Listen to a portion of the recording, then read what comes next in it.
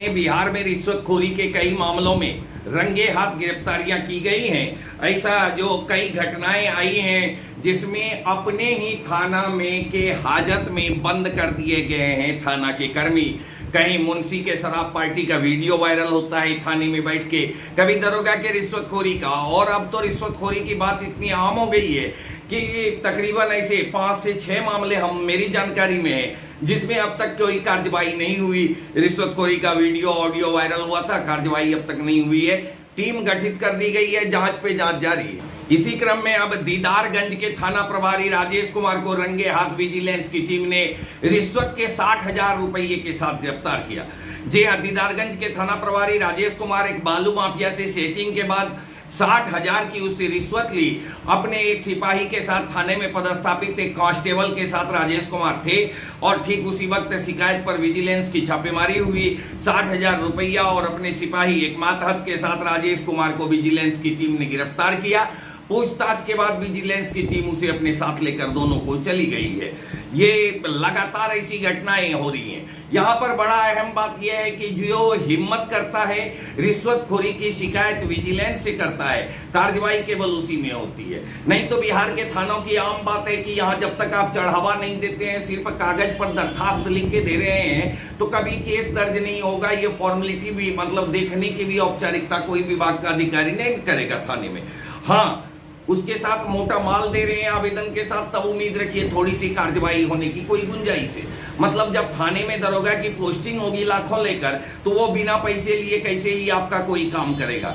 देख के आया है तो लेगा ही। यही इसी रूल पर चल रही है और कोई ऐसा विभाग नहीं है जिसके पोस्टिंग में नीतीश कुमार जी ने नजराने की व्यवस्था नहीं कर रखी हो, या फिर हो सकता है मुख्यमंत्री की जानकारी से बाहर ये नजराना हो।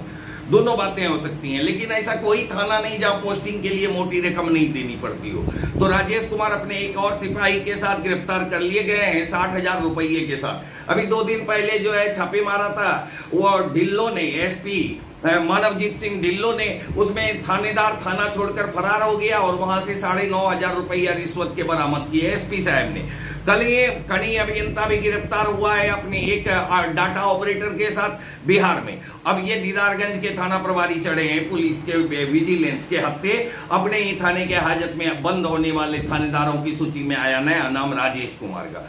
दूसरी तरफ पॉलिटिकल में चिराग पासवान ने 20 जून को बुलाई है लोक जनशक्ति पार्टी के राष्ट्रीय कार्य समिति की बैठक के बाद देखना होगा कि बैठक के बाद क्या होता है, बैठक में कितने लोग शामिल होते हैं। जो राष्ट्रीय कार्य समिति है लोक जनशक्ति पार्टी की, इसके कितने प्रतिशत की उपस्थिति और किन अधिकारियों की उपस्थिति उस दिन होती है, क्योंकि जब तक बहुमत में नहीं होगी राष्ट्रीय कार्यकारिणी की बैठक, तब तक शायद लोक जनशक्ति पार्टी के संविधान के अनुसार भी चिराग पासवान अध्यक्ष नहीं होंगे। तो ये देखने की बात होगी। इस मामले में नीतीश कुमार जी ने बड़ा अच्छा गेम खेला था शरद यादव के साथ, उसी शरद यादव के साथ जिसने उन्हें पैदा किया था नीतीश कुमार जी को। उनके पीठ में चाकू मारते हुए राष्ट्रीय अध्यक्ष से हटाकर खुद बन गए थे, अपने को बना दिया।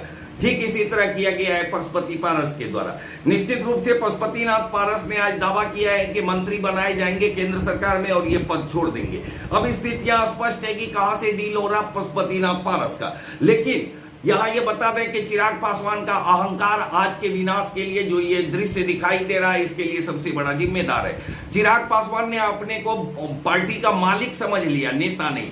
इसीलिए तो 5 सांसद के विरोध के बावजूद चिराग पासवान पूरे बिहार में चुनाव लड़ लिए। अगर चिराग पासवान को लगता है कि उनका चाचा पशुपतिनाथ पारस उससे दूर भागा है तो वो गलत है।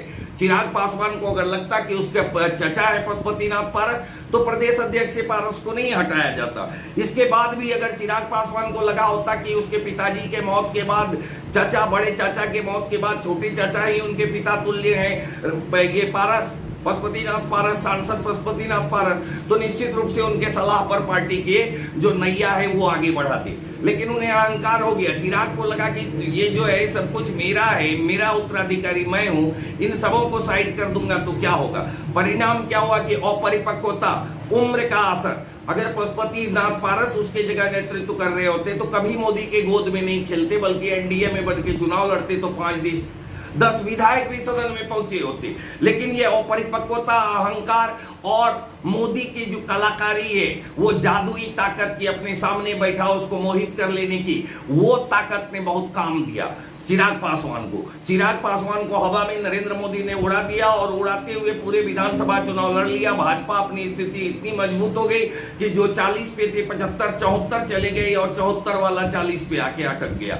ये था चिराग पासवान का साइड इफेक्ट जो उसने पूरे बिहार में विधानसभा चुनाव लड़ा। इसका परिणाम हुआ कि जदयू सिमट गई, भाजपा का विस्तार हो गया। तो ये भी 20 जून को बुला रहे हैं। वहीं चिराग पासवान के ही पार्टी के पूर्व सांसद अरुण कुमार ने प्रधानमंत्री नरेंद्र मोदी को त्राहिमाम चिट्ठी लिखी है। अरुण कुमार ने चिट्ठी में पूर्व सांसद ने लिखा है कि राजनीतिक हत्या की साजिश की जा रही चिराग पासवान के, इसको बचाने के लिए पीएम साहब जो है वो इसमें दखल अंदाजी करें।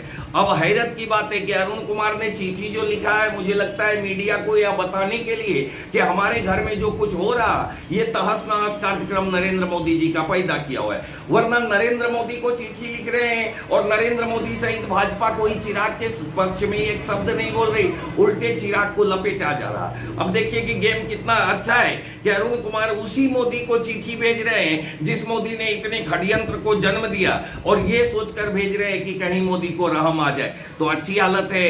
पूर्व सांसद ने चिराग को लेकर पत्र लिखा है, कोई तो ऐसा है जो सामने आया। और सूरजभान सिंह ने स्पष्टता घोषणा कर दी कि चिराग पासवान को कुछ दिन अपने चचा के भी नेतृत्व में काम करना चाहिए। हम लोगों ने तो रामविलास पासवान के नेतृत्व में काम किया, चिराग पासवान के नेतृत्व में काम किया।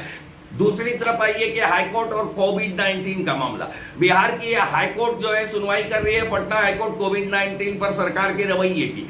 इस सुनवाई के दौरान आज उसका जो है सुरक्षित फैसला सुनाया गया और जिम्मेदारी को खंड खंड में बांट दिया गया। मतलब जवाब और ये निर्णय क्या आया, तो सिफर एक प्रयास करना है जो सरकार आंकड़े उपलब्ध कराए। बता दें कि आज भी जोरदार फटकार लगाई है अपनी पटना हाईकोर्ट ने नीतीश कुमार को और सरकार को। कहा कि यह बहुत दुर्भाग्यपूर्ण है कि कोविड-19 के संक्रमण से हुई मौतों का आंकड़ा सरकार के पास नहीं है।